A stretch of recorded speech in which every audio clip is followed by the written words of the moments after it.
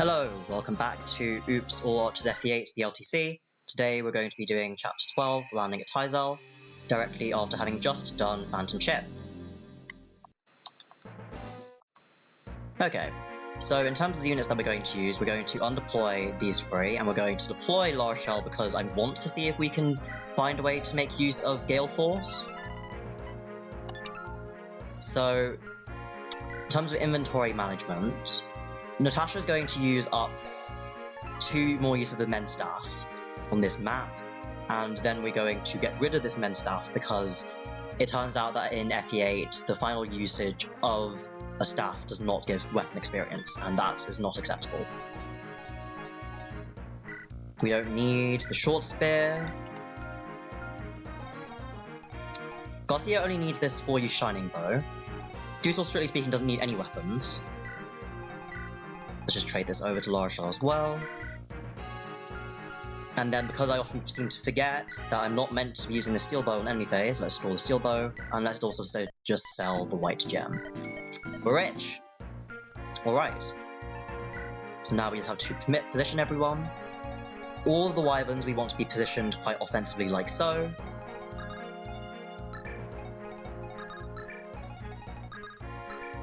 And we need Taizel to be in position here so he can reposition Kyle on turn 1.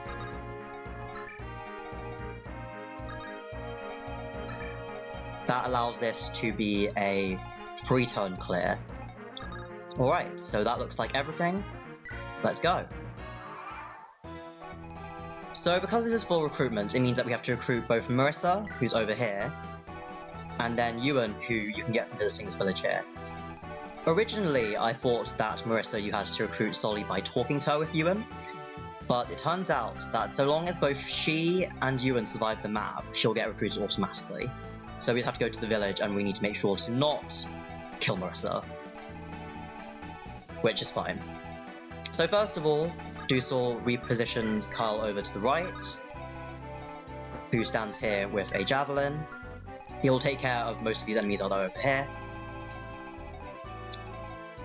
And then we need to get Larshell into range of this hand axe that I've set to 255 hit. This can be quite easily done with the combination of Seth and Vanessa.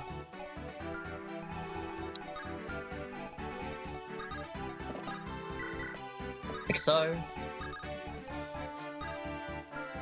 Can I get this person in? Okay.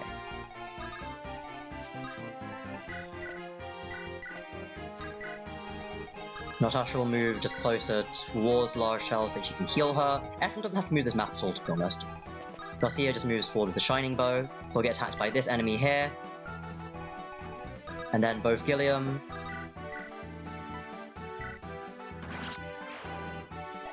And also Cormag. Just get rid of these archers, because why not? They don't pose any danger, but there we go. Yeah, everyone just stays here. And there's Kellock.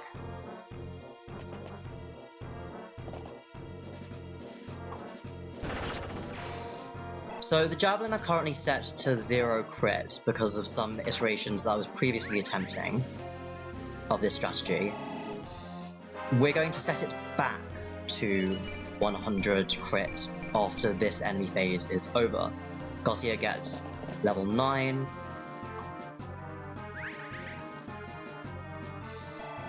With the amount of experience that Larshell's just gotten, in fact, I didn't need to set the hand axe hit to 255, because she'll gain another kill's worth of experience and therefore get a level as well.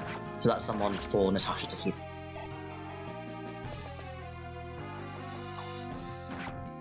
Right, this is dragging on for a bit, so I'm just going to turn up to 2 times speed.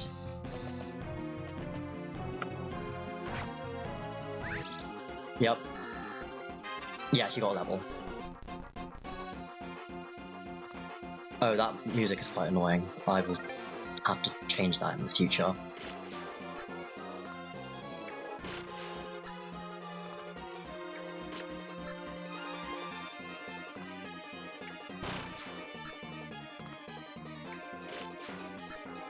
It's not that big of a deal that we didn't get that kill on the shaman. Right. So at this stage, we've had those gargoyles arrive down here. Those are going to be for Garcia. And now we have a boss in a new location. A different boss who's appeared. We were never killing Killer this map anyway. Right, so give me a moment because we're just going to have to set the Javelin crit back to 100. Alright, we're back. The crit is now at 100. So Garcia is just going to, he doesn't need to, but we can just move down here and attack the gargoyle. Neither of them can reach EPHRAIM and they'll both attack him on any phase. Cool.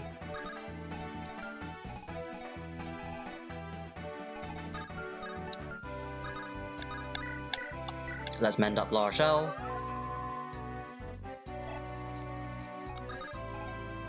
Who first attacks with this shining bow, like so. Attacking this enemy. I don't think her bow rank will be important, so this should be fine. And then again, attacks from here.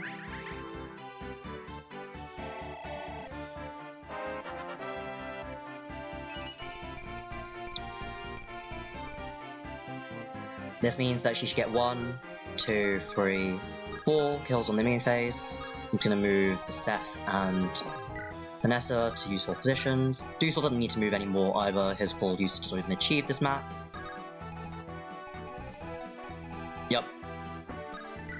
Carl needs to move to exactly this tile because this gives him exactly enough movement to reach the boss on turn 3. Additionally, this means we'll be killing this shaman over here, who will drop us a guiding ring that we don't need, to be honest, but it's always nice to have this source of a bit of extra money. Gilliam can just move here.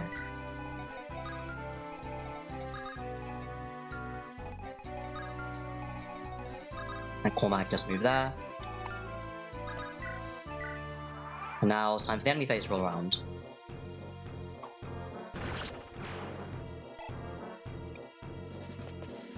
So that should be, yeah, there we go. Kill number 1.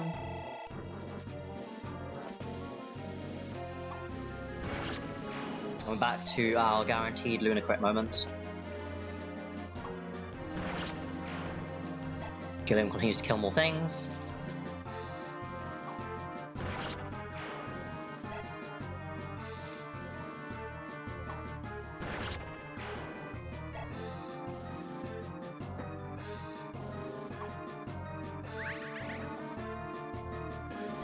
And after this last kill here, Garcia will reach level 10, which is very, very convenient. Just because, in case we need one, we have an extra ranger. Well, not I think we do, but it's nice to have the option at least.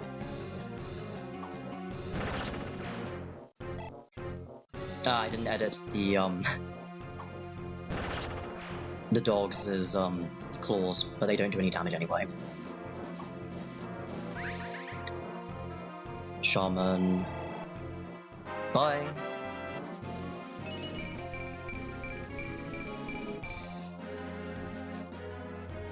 Other shaman, goodbye.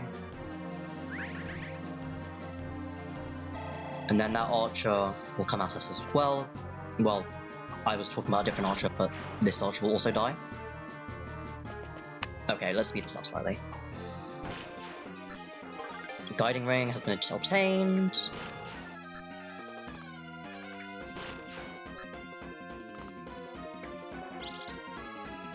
Cool, there we go. Larshell reaches level 7. And we also get a short bow. So Natasha just goes here, uses that final use of the men staff that we're allowed to use. Well, okay, I guess we'll just... We can trade over the steel bow here, because we might as well gain some weapon experience.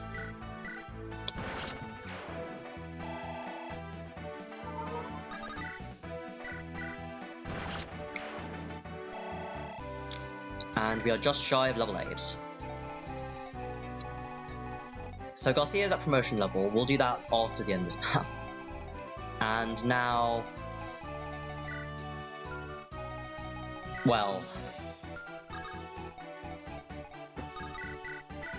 let's just kill with Cormac here, because he probably needs experience more than Gilliam here does. Right, so we have Ewan here, who will also be evaluating at the end of this video. And that looks like everything.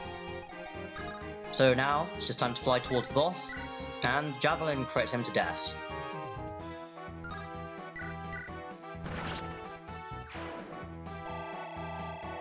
So, this kill didn't, strictly speaking, need to go to Kyle, but I figured that since Gilliam's stats are already very good, we can give the boss experience kill to someone else.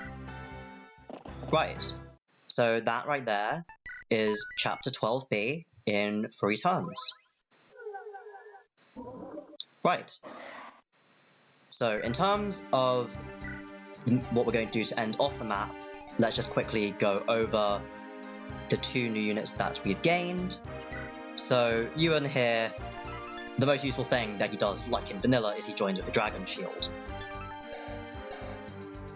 His personal skill is Celerity, which, don't get me wrong, that's a very good skill, especially if I was able to get it from a Wyvern. However, trainee class, level 1, with these stats, it's not happening. Then there's Marisa, whose personal skill is Quick Draw, plus 4 damage when initiating battle, also a very good skill, and she is a scout, which means that she can promote into a Kinchi Knight.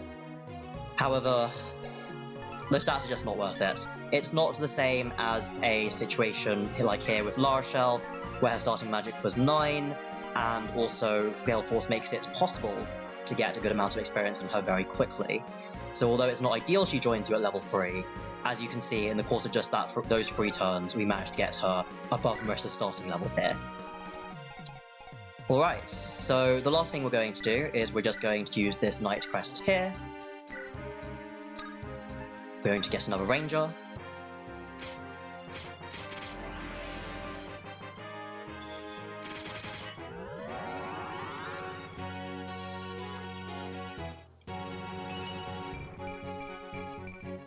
There we go.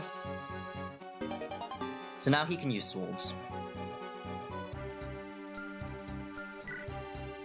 And yes, I also altered the skill cap of Rangers to make sure there wasn't any issue here. So that means that we now have someone else who, like Seth, can take drop.